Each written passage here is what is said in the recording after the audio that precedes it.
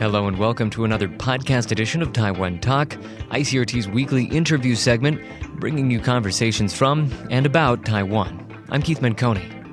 Today, we are continuing our once-a-month series in which we speak with Taipei Times features writer Cheung about his weekly history column, Taiwan in Time. Just to refresh everyone's memory, here's what we're going to be doing today. Each week, Cheung uses his column to highlight one Taiwan historical event that occurred during the following calendar week. And each month, we invite him on the show to show us what he's come up with. So we have got 4 of those to get through, 4 articles, and that means 4 historical events, all from the month of August at some point in Taiwan's history. We're going to be covering a lot of years, a lot of epochs, a lot of eras through the course of this show.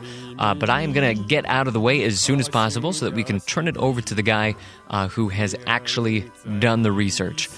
With that in mind, here's our conversation for this month.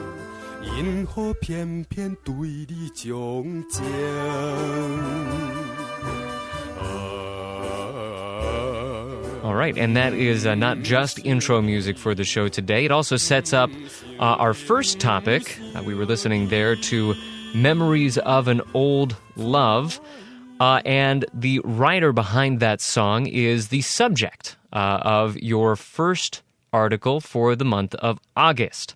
That one is titled The Resilience of Suppressed Tunes, and that was for the calendar dates August 7th through 13th. And you were looking at the life and work of one Ye Chunlin. Yeah. I was looking at his work and as like a Taiwanese or like Hoklo musician. And from him, I kind of wanted to explore how Taiwanese language music managed to survive through 2 different regimes that spoke different languages and tried to suppress the language and how it kept persisting. Right. Yeah, it's very interesting. You get the sense as you read the article that the track of his career, the ups and downs, which spans the 50s all the way up until the early 90s. Those are kind of the major years you looked at. They kind of track how Taiwanese or Hoklo, like you said right there, was considered in Taiwan. The periods where it was more repressed under the KMT regime, the periods when it was less repressed under the KMT regime. His music career really follows that very closely. So let's just start. Give us a crash course in Mr. Ye's career. Yeah, so he was born still during the Japanese times. So he kind of grew up, he caught the tail end of the Taiwanese music boom during the Japanese era, but that was soon suppressed due to the imperialism and the Japanization program where like all Hoklo music was banned in 1939. And then after the KMT arrived, before they started implementing Mandarin, they were trying to reverse the Japanese influence. So that's when kind of Hoklo music boomed. And then this guy kind of started his career around then, and then so it's like a little bubble almost, where they're trying to throw out Japanese, and they haven't quite decided that Taiwanese is also on the hit list. Yeah. So that kind of he kind of just took off from there, and then but it took a while for him to make his big hit. Like he kind of worked a bunch of menial jobs. I think he was a street vendor, and then finally he got into the music industry and then started writing songs, and then it kind of just took off from there. Yeah, and so then those hits that you were talking about, that probably would have been in the late 50s? Yeah, so his first hit came in 1957 when he released Cheung Luo Ye, Autumn Wind and Fallen Leaves. And then that kind of established him as a songwriter, and then later, he partnered with Hong Yifeng, which was he was a singer. Yeah, he was a singer, and he wrote some of the tunes while wrote all the lyrics. I see. And yes, and then they had 2 big hits. Memories of an Old Love, and the One I Yearn For. So they had like, those were their, probably Ye's like most famous hits as well. And those were in like I think, yeah, they came out in the 60s. Yeah. But then, okay, so moving forward a little bit, as your article discusses, like I said a second ago, that was kind of a bubble period.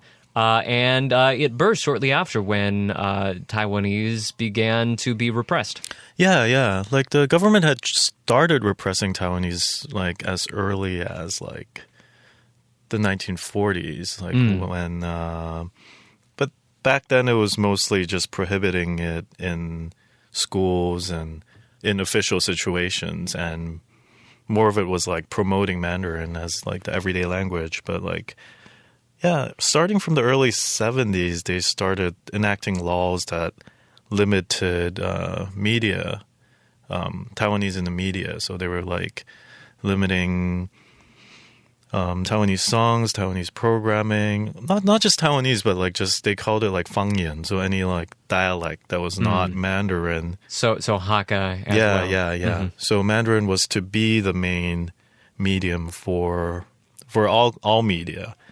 And then in 1976, they passed another stricter law that limited, like Taiwanese programming to just 1 hour per day, and they could only play 2 songs, I think one in the morning and one in the afternoon. And that was it. So all the Taiwanese singers had to find other venues. Like a lot of them relied on like live performances and smaller venues or like temples and like different festivals and performing there. And they still had a following, but it was...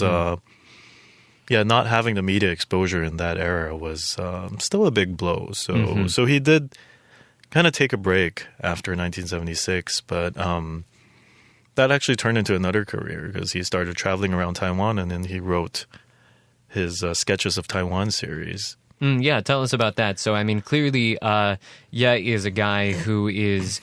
like many here in Taiwan, very taken with the beauty of the island. And that was really the focus of his work for the last decade and a half or so of his life. Yeah, because presumably there was a lot of censorship too, so you couldn't write about sensitive topics. So that's why a lot of the songs were just about everyday life or love.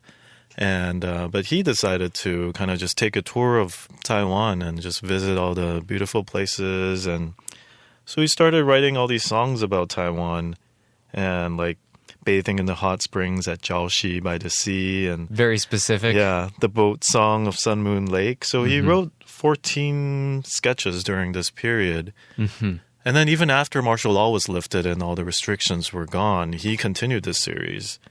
And he wrote 22 more. And then the interesting thing is he had never been to Penghu, but he was too sick to go because he had lung problems from a lifetime of smoking, and but he insisted on writing the song. So he actually had his children bring him like books on Penghu, and he looked at the pictures and read the descriptions, and then wrote his final 36 song. Yeah, and then he died. Right. Yeah. So I mean, even up to the very end, he was keeping his focus on kind of elevating the very local and what's special in particular about Taiwan. Now, one of the great ironies, as you pointed out, in his life is the fact that only a little bit more than 10 years after some of those restrictions took him off the air in Taiwan, he received a Lifetime Achievement Award from some of those very same officials, some of those very same government bodies that put those restrictions in place. Yeah, that's correct. He won the Lifetime Contribution Award at the 1994 Golden Melody Awards. And yeah, the irony is this award ceremony was organized by the Government Information Office, which was the institution that enacted all the restrictions on Taiwanese music, like just about a decade or two earlier. So that's the pretty ironic part, like how just the lifting of martial law can completely reverse the government's policies. Yeah, absolutely. But, I mean, that being said, so, of course, Taiwan has gone through a very speedy reversal over the last 20 years or so in the attitudes towards Taiwanese, in the attitudes, and we see this in a lot of the debates that we're having now over history, and we talk about that a lot on the show, on sort of the attitudes of what kind of history is emphasized here, and whether it's referred to as a Taiwanization of Taiwan. But at the same time, I mean, maybe I could get your perspective on this. You're probably more hooked into it than I am. Mm-hmm. It does still seem to be the case that the Taiwanese language is not as much of a part of pop culture as it was a generation or two ago. It still seems like, at least for people in the under 40 group, connect more with Mandarin music for the most part. Yeah, I think it's still like throughout the years, Mandarin has become the mainstream, and it's like, I think Mandarin pop has greatly superseded Taiwanese pop and for a long time. And Taiwanese pop is mostly associated with like taxi drivers or like older people, right? But there's also new Taiwanese music that's coming out. Like there's a lot of Taiwanese hip hop that's going on, and a lot of bands tend to sing in Taiwanese. So I think there's like a certain degree of revival going on, and people are taking more interest in their roots, and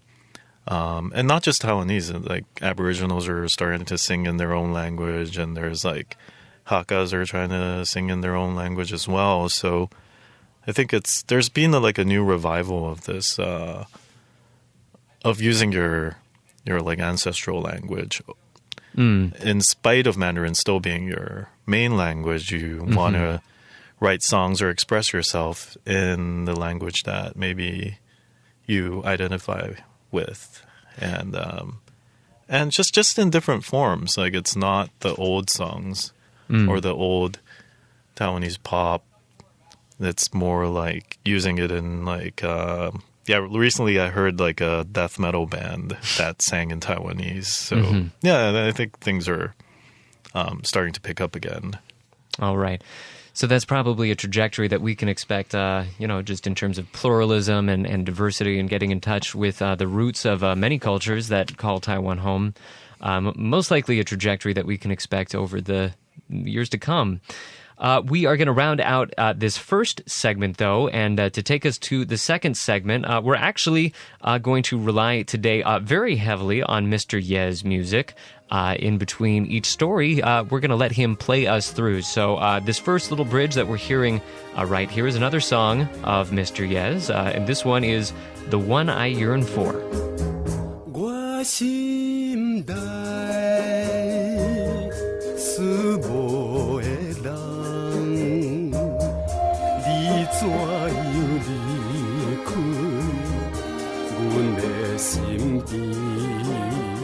All right, and just to keep things chugging along, we are now going to talk about your second article for the month of August. This one kind of taking a look at the very early years of Taiwan's railway system and events that took place between August 14th and August 20th. Now, we are taking a very expansive look at Taiwan's railways, but you kind of start things off talking about the first Cheung class express train, which started rolling along on August 15th, 1978. But we're just using those tracks to kind of traverse the rail of history, actually all the way back to the 19th century, where you say really that's where Taiwan's rail system got started first, was developed, and you take a look at this in your article, The Two Fathers of Taiwan's Railroads. Very interesting, because you say, one of those fathers is still recognized today, the other not so much. So let's start with the first one. Who is the first father of Taiwan's railroads? The first father of Taiwan railroads is Liu Mingchuan. He was the first governor of Taiwan under the Qing dynasty, like right after the Qing dynasty decided to separate Taiwan from Fujian and make it its own province. And Liu, besides the railway, he actually did a lot of modernization programs. But the railroad was probably the biggest one, because they had tried to build a railroad like back even in 1877, but that never materialized. And then in 1887, he sent like a petition to the government saying that I want to build a railroad in Taiwan, and they approved it. So he kind of started right away. So they started from like the Cheung area, and then they actually spent like 3 years like building a tunnel to Keelung and then connecting it, and then this railroad, by the time it stopped construction in 1894, it stretched from Keelung all the way to Hsinchu. Right, and so there we're looking at kind of rudimentary attempt to make a railroad system, and I don't want to dump on it too much, but they faced some pretty big challenges. Yeah, they did. A lot of people died, and it often didn't work. But they did make it. They did get it up and running. Right. So that was Taiwan's first railroad. Right. And so Liu Mingchuan, he did not serve for a terribly long time. And as soon as he was out of office, basically the new governor that came to town wasn't as interested in this sort of modernization. Yeah. The next guy, Shao Youlian, he came in 1891, and he just gradually stopped all Liu's modernization programs, and so the railroad just kind of stopped in Hsinchu in 1894. But it didn't really matter because the Qing would lose Taiwan to Japan just a year later. Yeah, right. And so the Japanese come to town in 1895. And then for years, the railroad just kind of is a rusting hulk that is not being used very much. Yeah. When they got there, it was in pretty bad shape, and also before the Qing retreated, like a lot of the troops sabotaged the railroad. So the retreating Qing troops, yeah. Yeah, so they had a lot of work to do, but they did get it up and running. And the Japanese did, yeah. Yeah, and they kind of uprooted some of the sections, but actually, the ironic part was the railroad was built to protect Taiwan, but then it was used by the Japanese to send supplies and transport supplies on its push south to conquer the rest of Taiwan. Whoops-a-daisy. That can happen. Yeah, that happens. All right, well, that all makes way for... Okay, so the Japanese are here. The railroad is in ill repair. And the stage is set for what I think you would call the second father of Taiwan's railroad system. Yeah. So finally, for the first few years, for the first probably 4 years of Japanese rule, they spent trying to fix this railroad. And then finally, they're like, okay, this is not working. So they actually built a new Taipei to Keelung tunnel. They actually, I mean, that was the saddest part of your article, in my opinion, was they spent 3 years making this tunnel. Yeah. And then the Japanese showed up and they said, nah, we don't even want to use that. And they made their own. Yeah. They found it I think they found it too steep. And it was kind of uneven on all sides. So they were like, yeah, let's dig our own tunnel. Picky. Yeah. So they started from there. And then in 1899... they decided to build a line all the way to Kaohsiung, which was called Takao by then. So, and then this guy, Kinsuke Hasegawa, he was like a railroad technician in Japan, and in 1899, he arrived as the project's chief engineer. So he is the guy that we might call the second father of Taiwan's railroads. Yeah, and the funny thing is I had no idea about this guy until I Googled father of Taiwan Railroad, and of course Liu Mingchuan's name showed up, but then this guy also appeared in a couple of articles. So kind of got curious. I'm like, who is this dude? Like, why haven't I heard of him? So I did some research and then found out, yeah, he's the chief engineer of the project. So he was the one that completed the Western line, and he kind of just uprooted Liu's entire railroad and redid the entire thing. So that's why some people consider him as the father of, I guess, Taiwan's current railroad. And like Liu was the one who built the first railroad, but that didn't last. Right. And then in your article, I think that the case that you were making was that of course, Liu started this grand project. He had this vision of connecting all of Taiwan with a railway system. He wasn't in office long enough to see it through.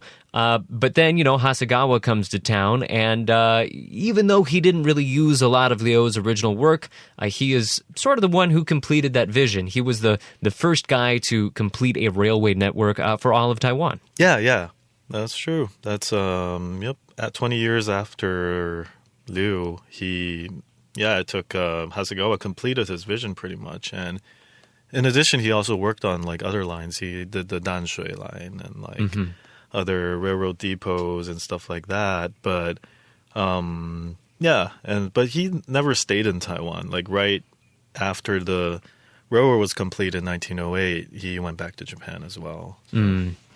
How would you say, I mean, you've obviously, you were saying a second ago that you weren't even aware of this Japanese engineer, so that kind of tells you a little bit of something about how the history is dealt with in Taiwan. But you've dug into it even further, just based on the historical works that you read preparing for this. How do historians deal with this history? Do they kind of reflect those mixed emotions? Do they mostly look down on the Japanese period? How do Taiwanese historians tend to deal with this?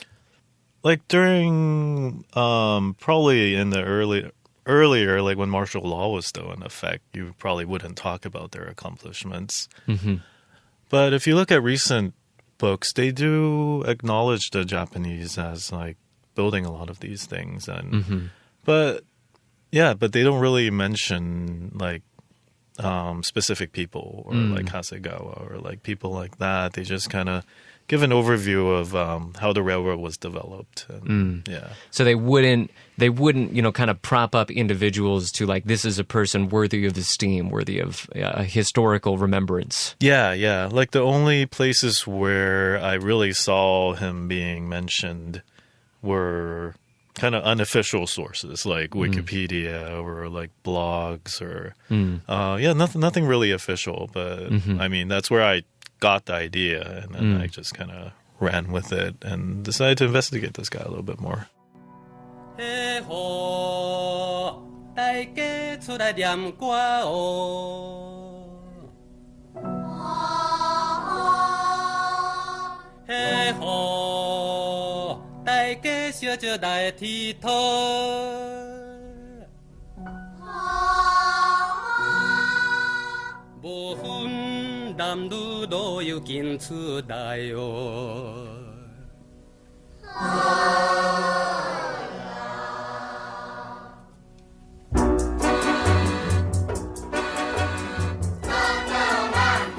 All right, and we're moving on now to a story that comes from the third week in August. This is your third article for August in this series.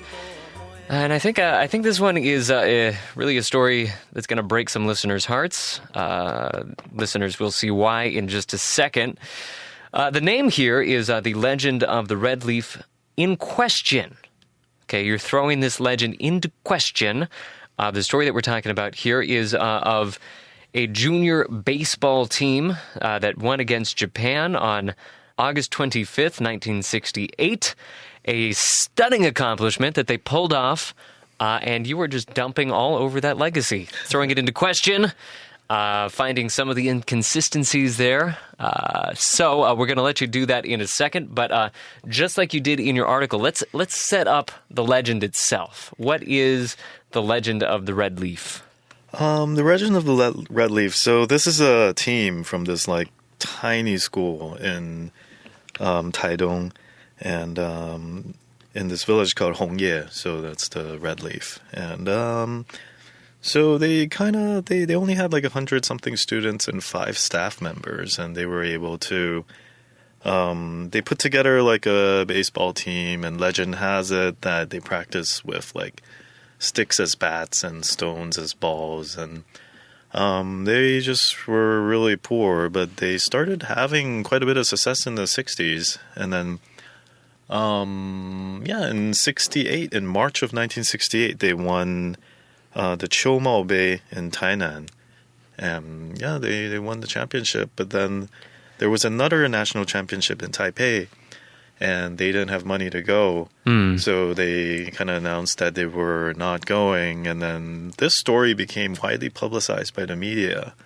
So donations started coming in, and they were able to go to Taipei, and they won the championship there. And then that earned them a chance to play with a Japanese team, like a Japanese kind of all-star youth team that was visiting that summer. And up to this point, it said that no Taiwanese team had ever beaten a Japanese Little League team before.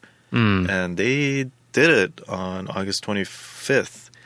And the crowd started throwing money into the field despite police asking them to stop. And They were excited. yeah, they were excited. And then this became like a huge sensation. Like Jiang Jingguo, who was like the Minister of Defense then, and future president, met with them. And then Department of Education gave them like 10,000 NT to buy equipment. And and that pretty much ignited like the baseball craze in Taiwan, because the 70s was the glory years of Taiwanese baseball when they won like a ton of World Series. And also, I mean, even more broadly, is part of why baseball really is the national sport of Taiwan today. Yeah, it all started from there. And that was when like people not even interested in baseball started watching baseball, and they were glued to their TVs, and or just a number of people who showed up at the event. It's said that up to like 20,000 people showed up to watch that match, which and that kind of just like things started from there. So. Right. Okay. So that is the legend. We start with little kids hitting rock balls with sticks. They go on to beat the unbeatable Japanese team. What's wrong with that? Why would you want to take that away from us? That's a wonderful story. Well, first I want to say I'm not the only one trying to take this away. I started looking into it because there were so many doubters on the internet, and I was like, why is everybody talking smack about this beautiful story? So I could have just let it go like that. So, I had to look into it. And then You had to look into it. I just had to. You had to. Yep. So I looked into it, and then I found that so there's this Taiwanese baseball news article database that I looked through. And so I was looking at old articles, and most of them are United Daily News articles from the 60s. But so I looked into that, and I found a couple. There's one curious one on June, like in late June 1968, where there were like a bunch of fans that reported to the Ministry of Education and the National Baseball Association that this team was using older players to play under play under fake names as current students, and that's how they won the world's national championship in Taipei. Stacking the deck a little bit. Yep, but they denied the claims, and the association concluded that there wasn't enough evidence, and and they also said, like, why are you bringing this up a month later? Why didn't you, if you noticed it then? So they were they kind of just like covered the incident, and all right, so case closed. We can walk away. The story's fine. We're done. Yep. Nothing to see Everything's here. Still happy. And then wait, and then what? No, and then yeah, there is, and then oh no, and then things were fine until another article showed up a year later, April 26, 1969, when the principal, the manager, and the coach of that school, they were convicted of fraud for forgery of public documents. Oh, that's not good. News reports said they have falsified the age of like several players, and also used some players that weren't part of the school. And then they said they were going to try to appeal the sentence. I mean, they were sentenced to jail, but they were given probation, so they didn't really go to jail. But that sounds pretty definitive, though. Yep, that sounds pretty definitive. And then they said they were going to appeal, and then I didn't really find anything after that. So But so that's kind of why a lot of people doubt this legend, even though it did provide a boost for like national spirit and it's still important in the role it played in history. But if they had enough evidence to say that this guy probably forged documents, if they had enough to convict him, that at least throws quite a bit of suspicion. Yeah, for sure. Like, so that kind of puts a damper on things. Like, even though it given its historical significance. But like you said, there's no denying 1970s glory years. Yeah, glory years. Takes nothing away from that. Nope, takes nothing away from that.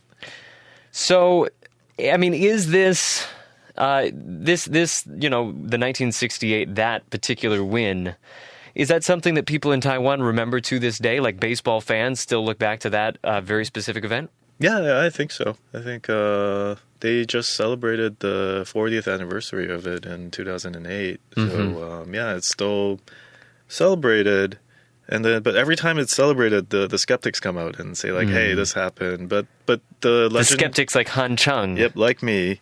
But, but despite all the debate, like, this legend continues to persist and continues to be important in people's hearts. I think it was just such a heartwarming story that it's hard to take away from it.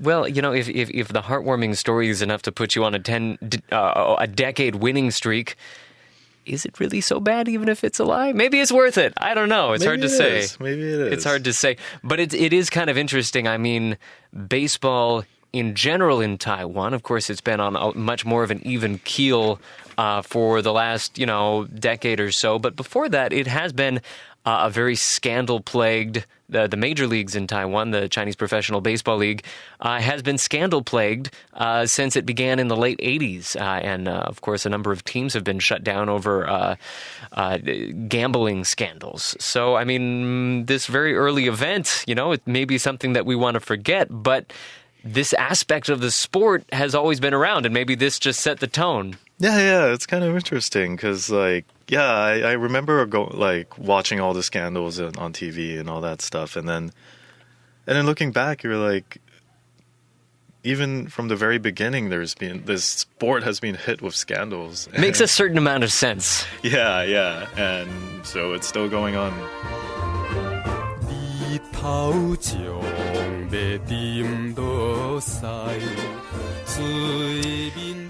Real quick, before we get to the final segment for today, I just want to point out a little mistake that I'm actually just about to make. Did not catch it until after the recording was over. Too hard to edit out, so I'm going to point it out right here. There is going to be a moment in the conversation where I refer to a Republic of China when I meant to say the Republic of Formosa.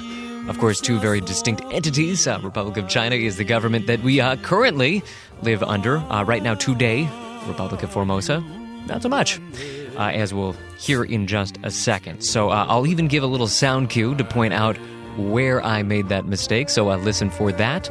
And heap all appropriate shame upon me, because, very different things that we're talking about here. But without any further ado, let's get to that final segment here on this week's show. Here it goes. All right, and we are coming up now on your final article for August. This is your fourth article for the fourth week of August, covering the time between August 28th, September 3rd. Came out actually just this last weekend on the Sunday edition of the Taipei Times, so folks can find it there. And they're going to want to look for the article entitled The Battle of Bagua Shan. And very interestingly here, this is kind of actually picking up on a story that we left 2 months ago on this segment, sort of looking at the relatively bloody conquest of Taiwan by Japanese forces. We left this story with the fall of Taipei and then two of Taiwan's military leaders kind of fleeing to China. You pick up the story here as the Japanese forces continue to advance, and even after those two leaders flee, there's some continuing drama there. Yeah. So for this one, last time I talked about the people who ran away, So this time I wanted The heroes who ran away. Yeah. We called them heroes. Yeah, the heroes who ran away. And then this time I wanted to look at the people who actually fought to the death. So It's a good way to frame it.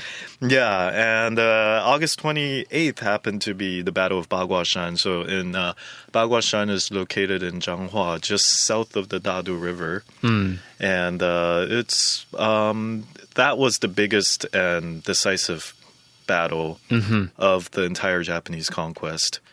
So I decided to kind of look into like what led up to that and what happened after the leaders ran away, like how the remaining resistance. Right. Yeah, because you still had Liu Yongfu. He was still there, but he was in Tainan, and he really didn't do much. He sent an army up to help in Miaoli and Changhua and that, but right. And before we go too much further, let's just provide a little bit more of the background. So, of course, this battle begins on August 28th, 1895. That is the year that Japan conquered all of Taiwan. And so you're talking about Liu Yongfu right there. Tell us about him. He is still the leader of the very short-lived Republic of China. The forces that he is leading is known as the Black Flag Army. So he kind of inherits this very short-lived entity that those other leaders we talked about a second ago ran away from. Yeah, so they declared they established the Republic of Formosa like when the Qing ceded Taiwan to Japan, but after Jilong fell, the president ran away. After Taipei fell, the vice president ran away. So Liu Yongfu was their kind of big military commander. He was originally from China, and he made a name for himself in the war against the French. So he was sent to defend Taiwan, but he was responsible for Tainan. So, but with the president and vice president gone, the people of Tainan actually invited him and kind of asked him to be the de facto leader of what was remaining of the republic. And so that was his position. Right. Okay. So that's kind of the backstory there on Liu Yongfu. But as you said just a second ago, he's pretty far south. He's down in Tainan. And before the Japanese get to him, before we get to the Battle of Baguashan, those advancing Japanese forces have to deal with three other military leaders that kind of have raised their own militias that are totally separate and apart from the military that he's leading. So we're seeing kind of this patchwork force that's thrown together as, very in the heat of the moment as the Japanese forces are advancing. Yeah, so these are they're all three of them are Hakkas because they were living in the Hsinchu. They're all from the Hsinchu and Miaoli area, which is like right directly south of Taipei and Taoyuan, and so their homeland was being threatened first. So Wu Tangxing was the first one to say like, okay, I'm going to raise this army and we're going to fight the Japanese to the death. And later he was joined by Jiang Shaozu and then Xu Xiang. And since all three of them were they passed the imperial examination, so they were kind of called the three Hakka scholars, or some called them the three Hakka musketeers. And so they put together this kind of patchwork militia of just untrained, just country people who wanted to... This is the farmer down the road. This is the guy who sells, boiled yams. Yeah, but they were all determined to, defend their homeland. Right, and just, kind of getting back to what you were mentioning a second ago, what these guys were missing, perhaps, in military preparedness, they made up for in real dedication. This wasn't this, I think we often forget about this very short period in Taiwan's history, but there was a real resistance in place. Yeah, there was, because your very homeland is being threatened by this foreign power. So the natural thing to do is to fight. You wouldn't just let them take over. And even though the Japanese, their equipment, their artillery, everything was superior, they still tried to defend their homeland, but they kept being pushed south, and and they started in northern Hsinchu, And then they quickly lost that, and then they lost Hsinchu, and then Jiang died first. They were trying to retake Hsinchu, and he was captured by the Japanese, and he committed suicide. And they say he was no more than 20 years old at that time. And then, so the battle kept going south, and then by that time, Liu Yongfu finally sent someone to help them. So they sent Wu Pengnian, who seemed like a pretty brave person. He wasn't from Taiwan. He had no ties to Taiwan, but he decided this is where he's going to make a stand. He decided that's where he was going to make a stand. So he joined Wu Tangxing's army in around Miaoli, and they kind of fought together, and then kept being pushed south, and then so this kind of sets the scene for the Baguashan battle, because the Japanese finally take Taichung. And so the resistance moved south of the Dadu River while the Japanese reached the north bank. And then they kind of stalled there for a couple of days. There were some minor skirmishes, there was some scouting. And then on the night of August 27th, the Japanese split into two camps. And the right one diverts the resistance attention by building campfires, firing cannons, and then the left one secretly crosses the river. Right, and this is where we really see kind of the superior, more professional tactics of the Japanese military. Yeah. And Baguashan is a battery, so they were able to like fire cannons at the Japanese, but the Japanese soon like took the battery, and Wu Tangxing was shot and killed there. And then and we're talking here about 3,000 to 5,000 troops that are made up of all of these patchwork forces, and also kind of the remnants of the soldiers from the Qing army. Because so the remnants of the Qing, the Black Flag Army, the Hakka, whatever was left of the Hakka militias, and so it was just different groups were, and it was the Hakkas that were mostly guarding Baguashan, while the Black Flag was waiting on the southern bank of the Dadu River for the army to come over, and then there was another contingent that was defending Zhanghua City, which was about like a kilometer away from Baguashan. And so basically the bottom line is, if you kind of lost track amid all the names and the places there, the bottom line is this was really the last stand, Baguashan. After this falls, Zhanghua also falls very quickly. And that's pretty much it. That's pretty much it. Like there were still some trouble. Like the Japanese were suffering from all kinds of diseases. Like so that stalled them for a little bit. And then there was there were still some pretty valiant resistance efforts, but nothing as big, nothing as large scale. Like the main forces of the resistance had been decimated, and then they were able to keep pushing south. And then finally, after they took Tainan, it was over. And then Liu Yongfu, as we mentioned 2 months ago, he fled to China as well. And and it's also worth mentioning that Wu Pengnian, his Black Flag Army commander, he after Baguashan fell, legend has it that he saw the Japanese flag on top of the mountain, so he decided to charge there and reclaim it, and then he died in battle. So this guy, he just ended up, he's never been to Taiwan before, and he ended up fighting to death for the Taiwanese.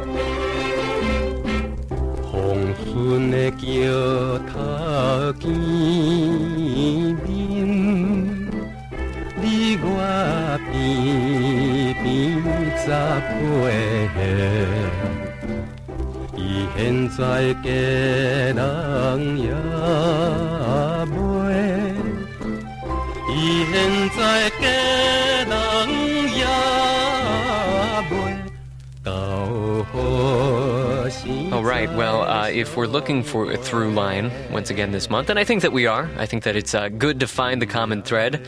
I think in this case, it could very plainly be said, kind of some ambivalent feelings about the Japanese colonial period. And we can see that probably most clearly in your articles concerning, first, the development of a train network here in Taiwan, but then also, as we heard in that last article, very real, very bloody conflict that occurred during the conquest of Taiwan. And so those two kinds of sides of Japanese colonialism are very real and give rise to some very ambivalent feelings towards that entire period.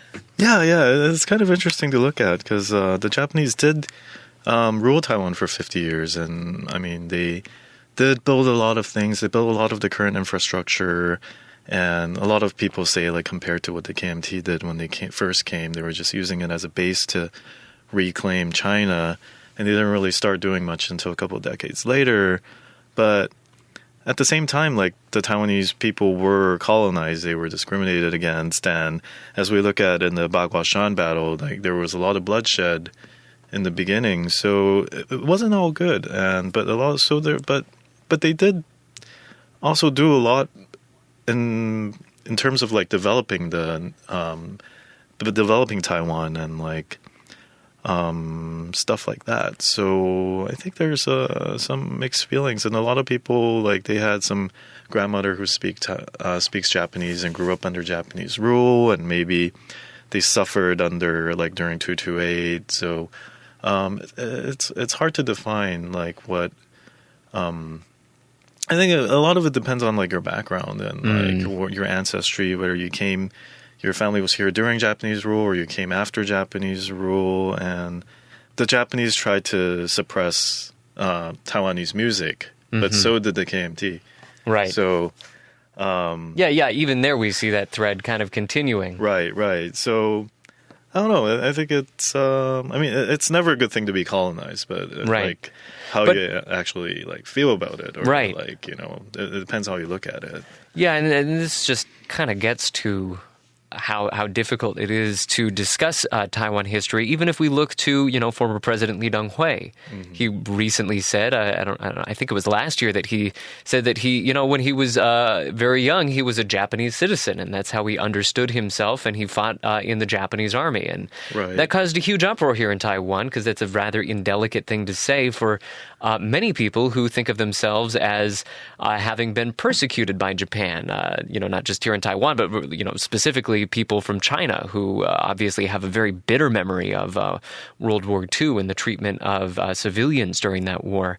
So it's a huge tangle, and I think, as you said, it all has to do with the very specific historical memory that you probably have from the people closest in your life, your family, what they went through during all these periods. Yeah, that's probably what it is, because, like, given, like, I actually looked at a lot of the Japanization programs that they did back then, and a lot of people, they did identify. They kind of bought into it. Yeah, they did buy into it, and so it's hard to say, like, what, whether you're being forced to speak Japanese or being forced to speak Mandarin, or like it's. I mean, like, history is just written by the victors, so it's kind of like, but you still have to look into. I mean, each case is different. You just have to look into people's, like, individual memories and individual, like, families and what they identify with.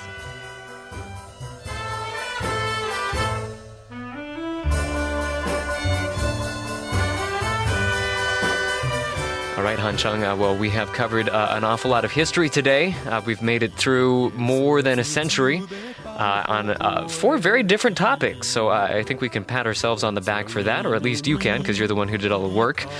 And we'll have to wrap it up right there. Once again, we have been speaking to Han Cheung, who is a Taipei Times features writer, about his weekly column, Taiwan in Time, which you can find in the Sunday edition each week of the Taipei Times. Han Cheung, thank you so much. Yeah, thanks for having me again.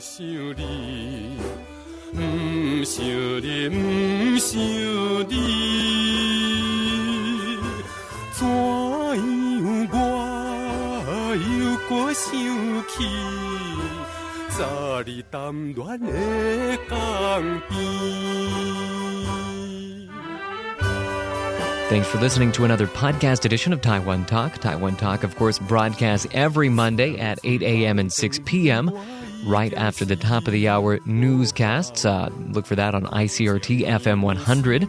That's where you can find the broadcast version of the show.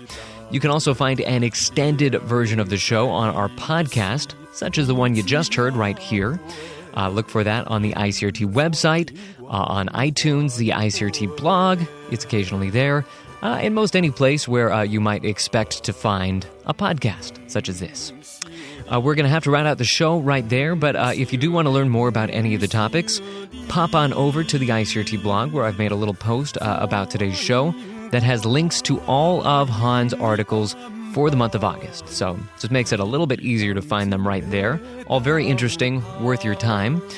One last thing, of course, playing behind me right now is the music from Mr. Ye Chunlin, who we discussed earlier in the show. And singing this song, we should mention, is Hong Yifeng, who is, as we said, one of Mr. Ye's important collaborators.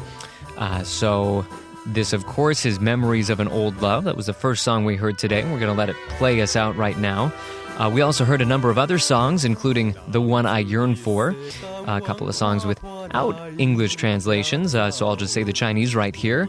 报道曼婆, 淡水暮色, and 故乡小姑娘 would be the three others that we heard in the program. But as I said, we are coming up on the end of the show right here, so we're going to leave it in the capable hands of Mr. Hong Yifeng to sing us out. For ICRT and Taiwan Talk, and I guess Han Cheung, on behalf of Han Cheung as well, thank you all for listening. I'm Keith Manconi. See you next time.